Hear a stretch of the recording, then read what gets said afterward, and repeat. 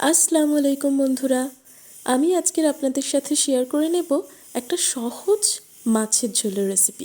এই যে মাছ দুটো দেখতে পাচ্ছেন, এ দুটো কিন্তু আমি নিজে ধরেছি ছিপ ফেলে। হ্যাঁ বন্ধুরা, আমার পিসির বাড়ি গেছিলাম কদিন আগে, ওই পিসির বাড়ির পুকুর থেকেই ধরেছি। এছাড়াও কয়েকটা মাছ ধরেছি, এই যে দেখতে পাচ্ছেন। আসলে এটা আমার ফার্স্ট টাইমই পুকুরে ছিপ ফেলা, এবং আমি ভাবতেও পারিনি যে প্রথমবারই ছিপ ফেলে আমি মাছ ধরতে পারবো। সে যে কি আনন্দ হচ্ছিল বন্ধুরা, তা আপনাদের বলে বোঝাতে পারবো না। যাই হোক, আমি মাছগুলো ধরে টুকটুক করে বাড়ি চলে এলাম। বাড়িতে এসে সেই মাছ দিয়েই আপনাদের একটা রেসিপি আজকে আমি শেয়ার করে নিচ্ছি। প্রথমেই আমি মাছগুলোকে টুকরো টুকরো করে কেটে নিচ্ছি। দেখতেই পাচ্ছেন পিসগুলো কিন্তু বেশ বড় বড় হয়েছে, এবং মাছের পেটে কিন্তু ডিমও আছে। এই মাছের ডিম দিয়ে আরও একটি রেসিপি আমি পরে আপনাদের সাথে শেয়ার করে নেব। প্রথমেই দিয়ে দিচ্ছি একটু হলুদ গুঁড়ো, দিয়ে দিচ্ছি পরিমাণ মতো লবণ, তারপর দিয়ে দেব পরিমাণ মতো লঙ্কা গুঁড়ো, এবং দিয়ে দিচ্ছি ওপর থেকে একটু সর্ষের তেল।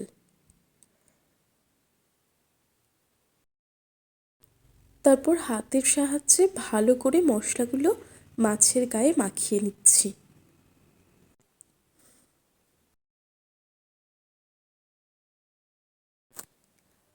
মাখানো হয়ে গেছে, এবার কড়াইতে নিয়ে নিচ্ছি তেল। তেল গরম হলে তার মধ্যে মশলা মাখিয়ে রাখা মাছের পিসগুলোকে একে একে দিয়ে দিচ্ছি। আমার পিসমশাইয়ের কাছে শুনলাম এটা নাকি জাপানি পুঁটি। এটা ভাজা খেতেও নাকি খুব ভালো লাগে বন্ধুরা। আপনারা কি কখনো খেয়েছেন? কমেন্টে অবশ্যই জানাবেন আমাকে।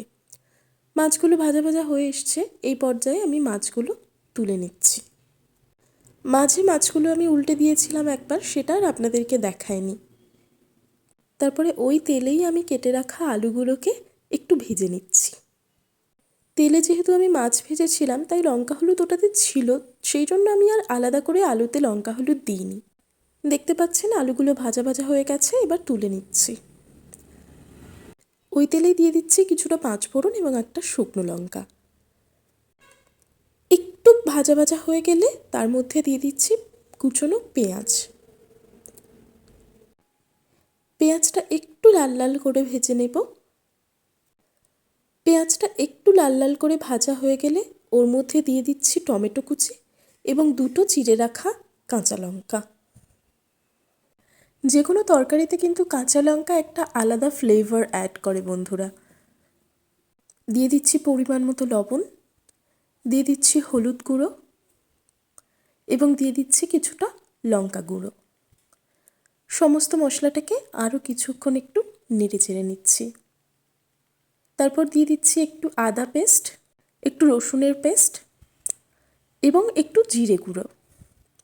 আবার একটু নেড়ে চেড়ে নিচ্ছি। মশলাগুলো ভালো করে নেড়ে চেড়ে নিয়ে ওর মধ্যে একটু সামান্য পরিমাণে জল অ্যাড করে দেব, যাতে মশলাগুলো খুব সুন্দরভাবে কুকড হয়ে যায়। এই জলটা না দিয়ে কষালে মশলাগুলো কিন্তু গোটা গোটা থাকতে পারে, কিংবা নিচে তলায় লেগে যেতে পারে। তাই সামান্য জল দিলে একটু মশলাগুলো ভালোভাবে রান্না হয়ে যাবে। তারপরে ভেজে রাখা আলুগুলো ওর মধ্যে অ্যাড করে দিচ্ছি, দিয়ে আরও কিছুক্ষণ কষিয়ে নেব। মোটামুটি কষা কষা হয়ে গেছে, এবার দুটো বেগুন কেটে ওর মধ্যে দিয়ে দিচ্ছি।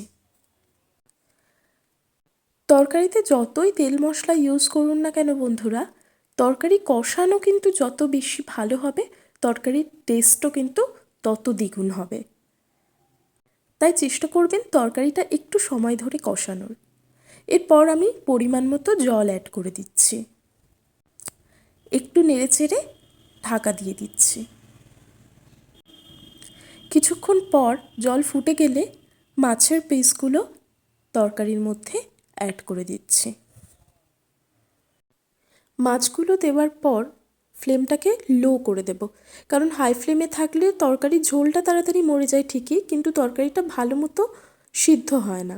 সেই জন্য ফ্লেমটাকে লো করে কিছুক্ষণ ঢাকা দিয়ে রেখে দেব। মাছগুলো দিয়ে দিলাম, দেওয়ার পর আমি ঢাকা দিয়ে দিলাম। কিছুক্ষণ পর ঢাকা খুললাম, দেখতে পাচ্ছি তরকারি অলমোস্ট হয়ে এসেছে। এই পর্যায়ে একটু ধনেপাতা কুচি ছড়িয়ে দিচ্ছি ওপর থেকে। আমাদের আজকের এই মাছের ঝোল কিন্তু অলমোস্ট রেডি। আপনাদের কেমন লাগলো বন্ধুরা অবশ্যই জানাবেন। রোজকার রান্নাতে এটি কিন্তু খুবই প্রয়োজনীয় একটি রেসিপি বন্ধুরা। যদি ভালো লেগে থাকে তাহলে please do like, comment, share and subscribe করতে ভুলবেন না কিন্তু। Thank you so much.